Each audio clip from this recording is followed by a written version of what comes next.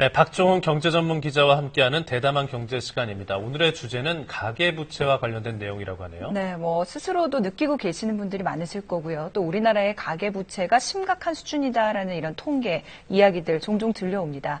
그렇다면 과연 어느 정도로 심각한 건지, 또 당국은 그에 대한 대비를 잘 하고 있는지 지금부터 박종훈 기자가 일본과 비교 분석을 통해서 알려주신다고 합니다. 박 기자, 궁금한데요. 전해주시죠. 네, 가계부채라는 게 한마디로 빚이잖아요. 오늘은 이 무분별한 빚이 얼마나 큰 재앙을 가져올 수 있는지를 여실히 보여주는 한 사연부터 먼저 소개할까 합니다. 네. 1930년대 너무나 가난한 어린 시절을 보냈던 오노우에 누이는 이 오사카의 한 술집에서 접대부 생활을 시작했습니다. 그러다 고급 술집을 2개나 운영하는 사장으로 변신을 했는데요. 그런데 1987년 인생을 송두리째 바꾸는 그런 일이 일어났습니다. 은행 직원의 권유로 10억 엔, 우리 돈으로 90억 원 정도를 투자했는데 그만 이게 큰 이득을 본 겁니다. 오노우의 우이는 그렇게 하면 크게 재미를 보고 난 뒤 이 투자의 달콤하고 강력한 유혹에서 빠져나올 수가 없었는데요. 평생 벌어온 전 재산을 모두 주식에 투자했고 그 주식을 담보로 더 많은 돈을 빌려서 이 더 많은 주식을 사들이기 시작한 거죠. 네. 그렇게 투자 금액이 점점 늘어나더니 마침내 3조 엔, 우리 돈으로 27조 원에 이르는 돈을 주식 투자에 올인했습니다. 개인 투자자로는 이 일본 역사상 최대 금액이었거든요. 그런데 흥미로운 것은 오노우에 누이가 이 주식 투자 종목을 선택하는 방식이었는데요.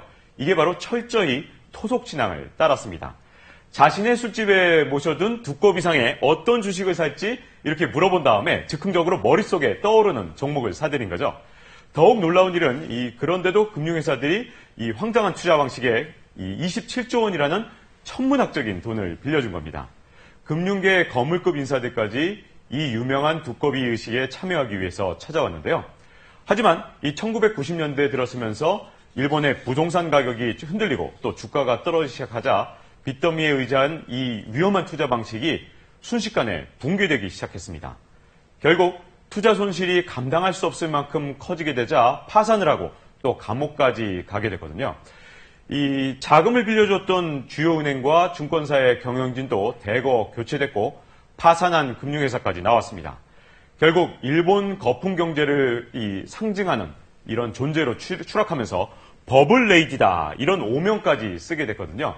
이 천문학적인 빚더미를 지게 된 이 버블레이디의 탄생 배경에는 바로 당시의 대장상, 우리로 말하면 이 기획재정부 장관인 미야자와 기이치가 있었는데요. 1986년에 대장상이 된 미야자와는 일본의 경제 불황을 극복해야 한다는 명분을 내세워서 법인세를 대폭 인하하고 또 부유층에 대한 소득세를 낮춰줬습니다. 그 결과 세수가 크게 줄어들었는데 그런데도 불구하고 대규모 경기부양책을 실시한 거죠. 이에 그치지 않고 미야자와는 중앙은행인 일본은행의 기준금리를 인하하라 이렇게 압박을 했습니다. 당시 일본은행은 금리 인하를 굉장히 꺼렸는데요. 우리나라의 기획재정부에 해당하는 대장성의 위세에 밀려서 결국은 대대적인 금리 인하를 단행할 수밖에 없었습니다. 이렇게 금리가 낮아지자 빚을 지고 이 주식과 부동산에 투자한 사람들이 급격히 늘어나면서 버블 경제가 아니냐 이런 우려가 커졌거든요. 하지만 아무리 위기에 대한 경고가 나와도 미야자를 비롯한 일본의 경제 관료들은 일본의 이 전체 부동산 가격이나 주가에 비해서 전체 부채 규모가 미미한 편이기 때문에 우려할 필요가 없다 이렇게 무시를 해왔거든요. 빚더미의 이 치명적인 유혹에 취해있던 일본의 경제 관료들과 언론들은 심지어 일본이 세계 경제의 중심이기 때문에 초저금리 정책으로 세계 경제를 이끌어야 한다는 일본 경제 앵커론까지 내세우기도 했습니다. 그러나 거대한 빚더미로 지탱되던 일본 경제는 금리 인상과 동시에 순식간에 무너져 내렸거든요. 일본이 뒤늦게 일본 경제를 되살려보려고 했지만 이미 빚더미가 붕괴되기 시작한 일본 경제는 어떤 방법을 써도 걷잡을 수 없을 빠른 속도로 추락을 하기 시작했습니다. 그 결과 전 세계의 선망의 대상이었던 일본 경제는 그 뒤 20년 동안 버블 경제의 대표적인 실패 사례가 되고 말았죠. 그렇다면 일본이 자랑하던 대장성 엘리트 경제 관료들의 예측은 왜 그렇게 허무하게 빗나가고 만 걸까요? 일본의 대장상은 이 전체 부채 규모보다 부동산이나 주식 가치가 훨씬 크기 때문에 일본 내 이 채무자들이 돈을 못 갚는 사태가 일어난다 하더라도 일본 경제 전체에는 부담이 되지 않을 것이다. 이렇게 확신을 했었거든요. 하지만 일단 버블 붕괴가 시작되자 부동산 거래 자체가 거의 중단되면서 장부 가격이 거의 무의미해진 그런 상황이 되고 말았습니다. 높은 자산 가격은 일본 경제를 지키는 파수꾼이 되기는커녕 오히려 일본 경제를 더욱 파국으로 몰아넣은 겁니다. 우리나라에서도 일본과 같은 장기 불황을 막으려면 더 늦기 전에 강력한 경기 부양책을 써야 된다. 이런 얘기를 하는 사람들이 많은데 일본 경제가 꼭 무너진 게 경기 부양책을 쓰지 않아서라기보다는 오히려 너무 많은 빚더미 때문이다. 이런 견해도 많거든요. 경기 부양책은 만병통치약이 아니라 나중에 반드시 치러야 하는 거기 때문에 이 짧은 불황에는 굉장히 효과가 있지만 오히려 부양책에 중독되면 경제 전체를 병들게 할 수 있다는 점에서는 주의를 해야 됩니다.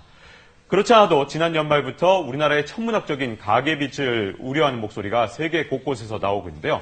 미국의 컨설팅 회사인 맥켄지는 물론 옥스퍼드 대학이나 경제협력개발기구, 노무라 증권도 대한민국 부채가 심각한 수준이다 이렇게 경고를 하고 있습니다. 이에 대해 우리 경제 관료들은 아직 심각한 상태가 아니다, 통제 가능하다 이렇게 보고 있는데요. 일단 빚더미가 무너지기 시작한 이후에는 어떤 비책도 통하지 않기 때문에 철저하게 대비해 나가야 할 필요가 있지 않냐 이렇게 보이고요. 지금부터라도 비상대응책을 촘촘하게 세워나간다면 만일의 사태에도 대비할 수 있지 않을까 생각됩니다. 네.